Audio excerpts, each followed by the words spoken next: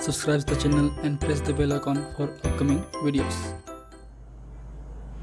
Hello friends, welcome to my channel Pharmacology Concepts by Rajesh Chaudhary, and in this video I will discuss about the subject Pharmacology 2 which is covered under the 5th sem B.Pharm 5th same. तो आज की video में हम बात करेंगे जो आपके B.Pharm 5th semester में जो सब्जेक्ट है फार्माकोलॉजी 2 उसके बेसिक ऑब्जेक्टिव क्या हैं, बेसिक आउटकम्स क्या हैं, क्या उसके स्कोप हैं और क्या सिलेबस कंटेंट हैं, मीन्स हम कौन कौन से टॉपिक को पढ़ने वाले हैं, कवर करने वाले हैं और उन टॉपिक में कौन सा टॉपिक जो है बेसिकली फ्रिक्वेंटली लॉन्ग क्वेश्चंस या शॉर्ट क्वेश्चन से क्वेश्चंस आते हैं और क्या क्या टॉपिक जो हैं आपके जीपेट के लिए इंपॉर्टेंट हैं।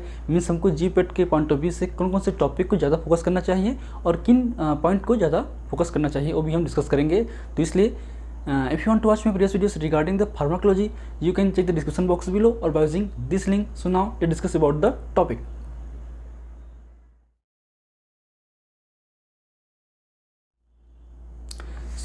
जैसा कि हम जानते हैं कि कोविड-19 के कारण जो है सेशन 19-20 का जो सेशन है वो एक तरीके से लॉस हो चुका है।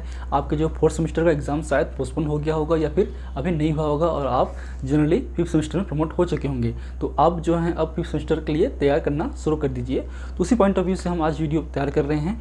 तो आपका जो सब्जेक्ट है फार्माकोलॉजी 2 जिसको हम कवर करने वाले हैं हमारे इस चैनल पर कंप्लीट सिलेबस, तो उसमें हमने कुछ वीडियो पहले भी बना चुके हैं, उसका जो लिंक है हमने ऑलरेडी दे चुके हैं डिस्क्रिप्शन बॉक्स पे, तो आप उसको भी फॉलो कर सकते हैं। तो बात करें हम लोग इस टॉपिक की, तो बेसिकली जो हम 5th सेमेस्टर में जो है आपके फार्माकोलॉजी 2 होते हैं, 4th सेमेस्टर में आपके फार्माकोलॉजी 1 होते हैं जो आपकी आप पढ़ चुके होंगे। तो इस जो सब्जेक्ट हैं उसमें बेसिकली आपके जो मार्क्स होते हैं, तो बात करें मार्क्स की तो आपका सेशनल होता है 15 नंबर का, आपका जो टीए होता है वो होता है 10 नंबर का और आपका जो फाइनल होता है आपका 75 नंबर का। बात करें इसके बेसिक स्कोप की या कम्प्लीटली बात करें हम फार्माकोलॉजी की, तो फार्माकोलॉजी में हम बेसिकली पढ़ते हैं क्या है, pharmacokinetic and pharmacodynamic of the different drugs which are used in the various disease. तो बहुत सारे डिसीज़ में हम ड्रग्स यूज़ करते हैं और उन ड्रग्स के बेसिक फार्माकोडायनेमिक प्रॉपर्टी क्या है और फार्माकोकाइनेटिक प्रॉपर्टी क्या है उसके बारे में हम डिटेल में पढ़ते हैं। तो जब भी आप फार्माकोलॉजी पढ़ेंगे तो कहीं ना कहीं आप उस ड्रग की डिटेल फार्माकोलॉजी को समझ जाएंगे कि क्या उसमें बेसिक यूज़ हैं, क्या थेरेपेटिक यूज़ है, क्या मोड ऑफ एक्शन है, क्या साइड इफ़ेक्ट्स हैं, क्या उनके ड्रग इंट्रैक्शन है, क्या कॉन्ट्रा इंडिकेशन है और क्या उनके फार्माकोकाइनेटिक प्रोफाइल है। तो सब्जेक्ट का मेन मोटो यही है कि आप डिफरेंट डिसीज़ में यूज़ होने वाले ड्रग के बारे में पढ़िए ताकि आपको उस ड्रग के लेकर सारी नॉलेज जो है गेन कर सकें। उसके अलावा आपके सिलेबस में बायोएसे भी है। बायोएसे मीन्स होता है आपका AC of the drug by using the various biological systems like human tissues, animal cells, animal tissues etcetera. तो 2 मेन कंटेंट है आपके सब्जेक्ट में, एक है pharmacology of the various drugs, second आपका bioassay of the various drugs. तो बात करते हैं हम इसके बेसिक सिलेबस कंटेंट की। तो आपका जो यूनिट 1 है, आपका जो यूनिट 1 है एक तरीके से उसमें है drugs used in the cardiovascular system. तो इसमें जो है बेसिकली है आपका एक तरीके से हम सिंपल बोल सकते हैं सीवीएस फार्माकोलॉजी। तो जो आपका यूनिट 1 है लगभग मैंने कंप्लीट कर चुका हूँ, उसके अलावा बहुत सारे टॉपिक और बना चुका हूँ। तो बात करें हम लोग सीवीएस फार्माकोलॉजी में, तो उसमें जो है बेसिक आपके जो टॉपिक हैं वो बहुत सारे टॉपिक्स होते हैं। जैसे कि बात करें हम लोग पहला है आपका introduction to the haemodynamic and the electrophysiology of the heart. ये आपका मेन कंटेंट का शुरुआत है आपके सीवीएस का। तो सीवीएस डिसीज़ पढ़ने से पहले आपके जो सीवीएस के पैथोफिजियोलॉजी हैं और फिजियोलॉजी हैं उनको समझना बहुत ज़रूरी है ताकि आप अच्छे तरीके से समझ सके कि ड्रग किस तरीके से उनमें काम करेगा, कौन से साइड पे काम करेगा और किस तरीके से वो फिजियोलॉजी को अल्टर करेगा।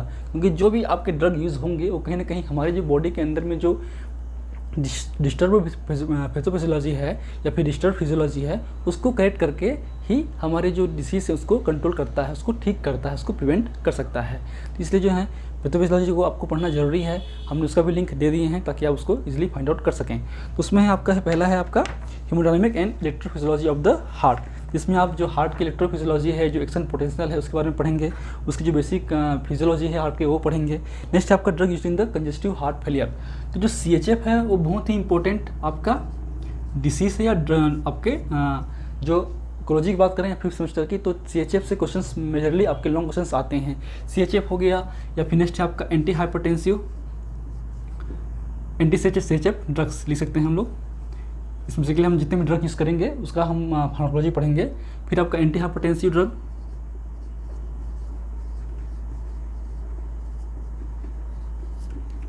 नेक्स्ट है आपका एंटी एंजाइनल,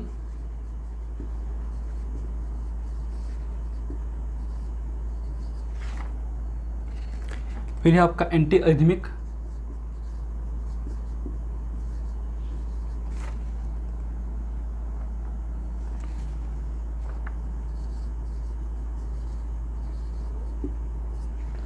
फिर है आपका एंटी हाइपरलिपिडेमिया।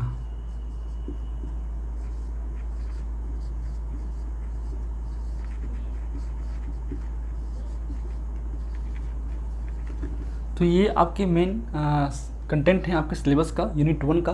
तो जो मोस्ट इम्पोर्टेंट है वो है आपका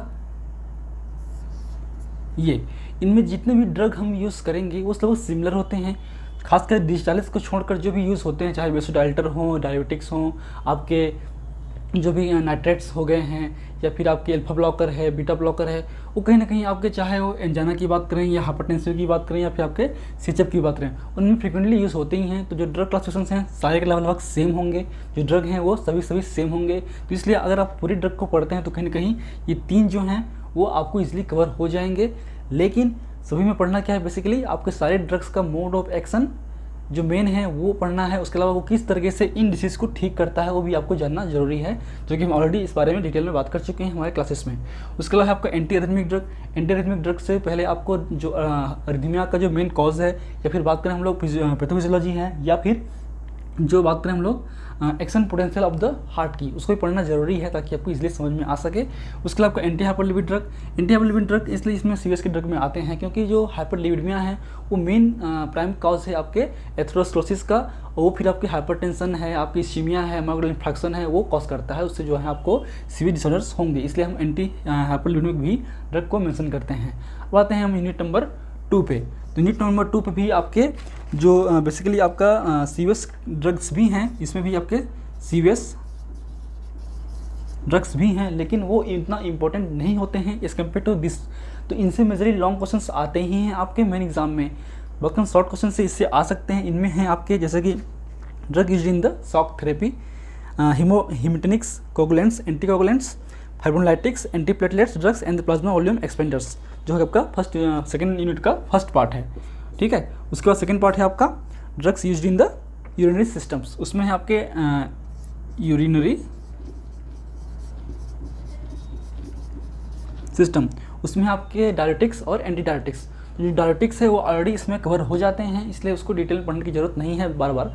तो आप एक बार ही डिटेल में पढ़िए डायरेटिक्स को, ताकि आपको यहाँ भी कवर होगा, यहाँ भी कवर होगा। इनसे बेसिकली शॉर्ट क्वेश्चन ही आते हैं, डायरेटिक्स से हैं लॉन्ग क्वेश्चन आ सकते हैं।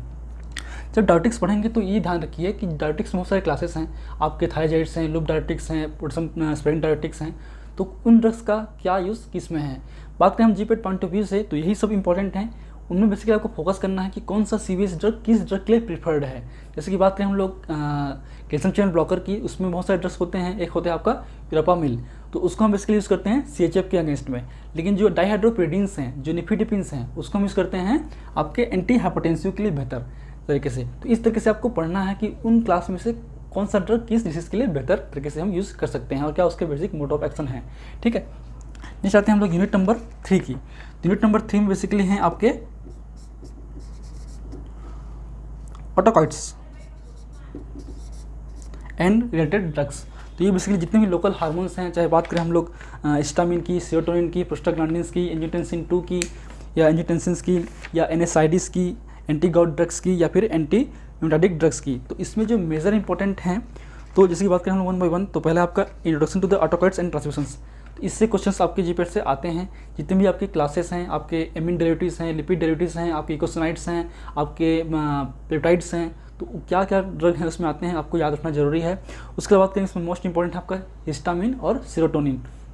इनके जितने भी रिसेप्टर्स हैं वो भी आप डिटेल में पढ़िए, उसके इंटागोनिस्ट हैं उनको भी डिटेल में पढ़िए, क्या उनके बेसिक थेरेपेटिक यूज़ हैं वो मेजर इंपॉर्टेंट है। आपके एंटीहिस्टामिनिक्स के जितने भी मेजर यूज़ हैं, क्लिनिकल यूज़ हैं, वो आपको मेजर तरीके से पढ़ना पड़ेगा। उसके लिए आपका लिपिड डेरिवेटिव्स में आपके इकोसिनाइड्स हैं, जिसमें प्रोस्टाग्लैंडिन्स, थ्रोम्बोक्सिन आते हैं, तो वो भी बहुत ही इंपॉर्टेंट चैप्टर है। उसमें जो बायोसिंथेसिस पाथवे हैं वो भी इंपॉर्टेंट हैं। तो आप वीडियो देखिए ताकि आपको समझ में आ जाएगा। हमने ऑटोकॉइड्स के भी बहुत सारे लेक्चर ले चुके हैं, कुछ बाकी हैं, उसको हम इस साल कवर करेंगे। तो बात करें हम लोग नेक्स्ट है आपका एंजियोटेंसिन, ब्रेडिकानिन, सब्सटेंस पी। तो जब लॉन्ग क्वेश्चन हैं, लॉन्ग क्वेश्चन में आपके एनएसआईडीज बनते हैं, हिस्टामिन बनते हैं और सेरोटोनिन और प्रोस्टाग्लैंडिन्स ही बनते हैं। बाकी जो है शॉर्ट क्वेश्चंस में आएंगे, चाहे वो एंजियोटेंसिन हो, ब्रेडिकानिन हो या फिर सब्सटेंस पी हो। फिर आते हैं एंटी गॉड ड्रग्स, एंटी और रिप्टाइडिक ड्रग, तो इसमें भी आपके NSAID से यूज़ होते हैं, तो भी कवर हो जाएगा इजीली। ठीक है, अब आते हैं हम लोग यूनिट नंबर 4 पे।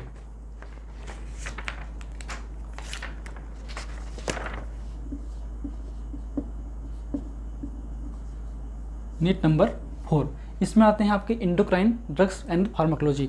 तो इंडोक्राइन में जो हैं बहुत सारे हैं, जैसे कि पहला आपका basic concepts of in the endocrine pharmacology, means इसमें कौन कौन से ड्रग हैं, कौन से हार्मोन्स हैं, क्या उनके रिसेप्टर्स हैं, वो पढ़ना है, जो पहला यूनिट है, पहला चैप्टर है आपके बुक में। उसके अलावा आपका anterior pituitary hormones analogues and their inhibitors, जितने भी हमके एंटीरियर पिट्यूटरी हार्मोन्स हैं, चाहे वो ACTH हो, TSH हो, उनके कैसे बेसिक क्या रोल है, क्या उनके बेसिक रेगुलेटरी पाथवेज हैं, क्या उनके बेसिक फार्माकोलॉजिकल रोल है, वो पढ़ना है। नेक्स्ट आपका मेन इंपॉर्टेंट है आपका thyroids hormone and the analogues and their inhibitor. तो थायराइड हार्मोन की फिजियोलॉजी हमने ऑलरेडी बात कर चुके हैं, आप चाहे तो वीडियो देख सकते हैं, लिंक भी हमने दे चुके हैं। तो उसके अलावा आपका hormones regulating the plasma calcium level, breath hormone, calcitonin and the vitamin D, इसका भी हमने वीडियो बना चुके हैं, उसको भी आप देख सकते हैं, ये भी इंपॉर्टेंट ड्रग है। उसके अलावा आपका इंसुलिन, ओरल हाइपोग्लाइसेमिक और ग्लूकागॉन। तो इसमें जो है ओरल हाइपोग्लाइसेमिक या फिर इंसुलिन, जो कि डायबिटीज मेल्टस में इन्वॉल्व होते हैं। डायबिटीज मेल्टस बहुत ज़्यादा इंपॉर्टेंट है इस टॉपिक को लेकर। तो इसमें डायबिटीज मेल्टस, ओरल हाइपोग्लाइसेमिक, इंसुलिन और आपके थायराइड हार्मोन, ये मेजर इंपॉर्टेंट हैं। उसके बाद जो क्वेश्चंस बाकी हैं उनके आप बेसिक्स पढ़िए, क्या उनके बेसिक मोड ऑफ एक्शंस हैं, क्या उनके बेसिक रोल हैं, तो वो हैं आपके ACTH, कॉर्टिकोस्टेरॉइड। बात करते हैं हम लोग यूनिट नंबर 5 की। तो इसमें क्या होंगे आपके इंडोक्राइन फार्माकोलॉजी, इंडोक्राइन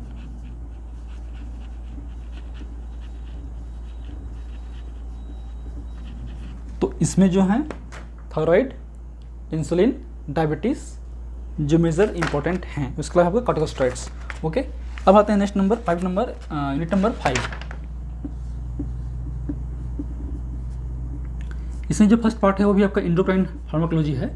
तो इससे जो है बेसिकली शॉर्ट क्वेश्चंस आते हैं आपके एग्जाम में, लेकिन जीपेट में जो है इनसे ऑब्जेक्टिव्स आ सकते हैं। तो इनको जो बेसिक ड्रग्स क्या हैं, क्या उनके हार्मोन्स हैं, क्या उनके बेसिक रोल हैं, क्या उनके बेसिक मोड ऑफ एक्शन है, आप उतना ही पढ़ लिए।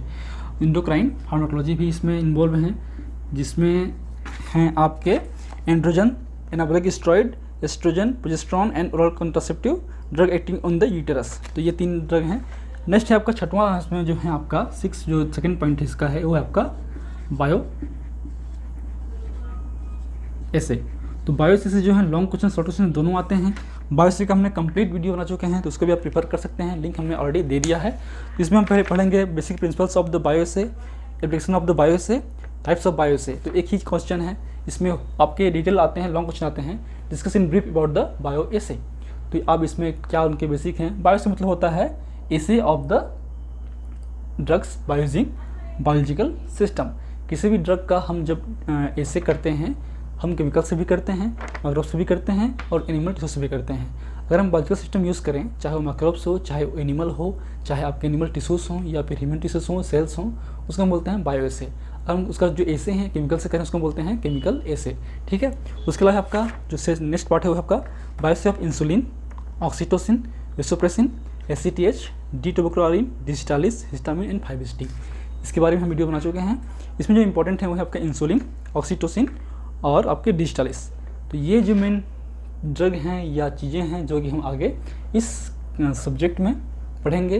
बहुत सारे वीडियो बन चुके हैं, बहुत सारे वीडियो बाकी हैं। तो इस सेमेस्टर में हम इसको कंप्लीट करेंगे, इस सिलेबस को। हमने बहुत सारे वीडियो ऑलरेडी बना चुके हैं, आप लिंक देखिए ताकि आपको समझ में आ सके कौन कौन से चैप्टर बाकी हैं, कौन कौन से हो चुके हैं। तो आप अभी से उसको पढ़ना स्टार्ट कीजिए।